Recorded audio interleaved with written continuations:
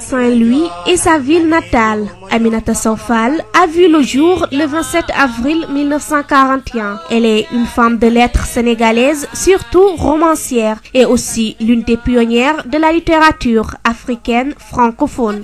Après quelques années de scolarité au lycée Faidherbe, actuel Cheikh Oumar Foutiyou Tall de Saint-Louis, elle obtient son baccalauréat au lycée Lamine Gueye. Après son bac, elle part en France pour entreprendre des études d'interprétariat ainsi qu'une licence de lettres modernes. Après son retour en France, elle se dédie à l'enseignement à Rufisque et à Dakar. De 1974 à 1979, elle est devenue membre de la Commission nationale de réforme de l'enseignement du français et participe à l'élaboration de manuels scolaires. La reconnaissance internationale dont bénéficie la grève des battus en 1980 marque un tournant dans son parcours, car ce roman lui a valu le Grand Prix littéraire d'Afrique noire. Aminata Sow Fall porte un regard critique sur une société sénégalaise en pleine mutation dont elle dénonce l'hypocrisie, et comme d'autres femmes de sa génération. Toujours absorbée par l'écriture, la romancière partage désormais son temps entre Dakar, Saint-Louis et d'autres destinations à l'étranger, car elle est souvent sollicitée pour des conférences en relation avec son œuvre ou des thèmes plus larges tels que l'éducation, la culture, la paix, entre autres. En raison de la célébration de la Journée mondiale du livre et du droit d'auteur célébrée le 23 avril dernier, on ne pouvait pas manquer de rendre hommage à celle qui est l'une des grandes figures de la littérature sénégalaise, mais surtout africaine, Aminata Sow Fall. Après 10 ans d'absence, elle est revenue en force avec son dernier ouvrage, L'Empire du mensonge, qui est sorti en 2017.